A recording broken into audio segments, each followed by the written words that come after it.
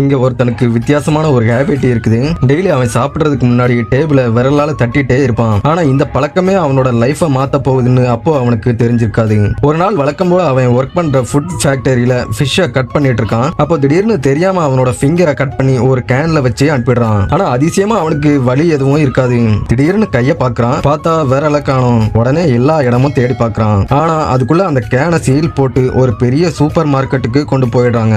அன்னையில இருந்து டெய்லி அவன் ஒவ்வொரு சூப்பர் மார்க்கெட்டா போய் எல்லா கனையும் ஷேக் பண்ணி ஏதாவது வித்தியாசமா சவுண்ட் வருதான்னு அவனோட விரலை தேட ஆரம்பிக்கிறான். அவன் இதுவரைக்கும் சேர்த்து வச்சிருந்த மொத்த காசையும் போட்டு நிறைய கேன்களையும் விலக்கி வாங்கிடுறான். ஆனா எந்த கேன்லயும் அவனோட விரலை காணோம். சரி, இதுக்கு மேல தேடி கண்டுபிடிக்க போறது இல்லைன்னு அவன் நினைக்கிறப்ப திடீர்னு அங்க ரோட் சைடு இருந்த ஒரு சின்ன கடையில இருந்து அவனுக்கு ரொம்ப பழக்கமான ஏதோ ஒரு சத்தம் கேக்குது. அவன் விரலால டேபிளை எப்பவும் தட்டிட்டே இருக்கிறதால அந்த ஃபிங்கரால இப்போ அமைதியா இருக்க முடியல. உடனே இதுக்குள்ளதான் என்னோட ஃபிங்கர் இருக்குதுன்னு அதை அவனோட வீட்டுக்கு ஹாப்பியா எடுத்துட்டு போறான். அப்படி போயிட்டு அவன் அதை ஓபன் பண்ணி பார்க்கும்போது தொலைஞ்சு போன ஃபிங்கர் அதுக்குள்ளதான் இருந்துச்சு. உடனே முன்னாடி இருந்த மாதிரியே அவனோட ஃபிங்கரை அட்டாச் பண்ணிடுறான். ஆனா அடுத்த நாள் அவன் சாப்பிட உட்கார்ந்தப்போ ஏதோ தப்பா இருக்குதுன்னு ஃபீல் பண்றான். ஏன்னா இது அவனோட உண்மையான விரலே இல்ல. அந்த விரல் அவனோட மூக்க பிடிக்க ஃபோர்ஸ் பண்ணிட்டே இருக்குது. அப்போ பக்கத்து டேபிள்ல தட்டுற சவுண்ட் கேக்குது. பார்த்தா அவனோட உண்மையான ஃபிங்கர் இன்னொருத்தனோட கையில இருக்குது. அப்போ திடீர்னு அந்த ஆள் அவனோட நோஸை டிக் பண்ண போறான். அதை பார்த்து அவன் பயங்கர ஷாக் ஆகி வேகமா போய் அவனோட கையை பிடிச்சிடறான். அப்போ அந்த விரலுக்காக ரெண்டு பேரும் மாறி மாறி அடிச்சுக்கிறாங்க.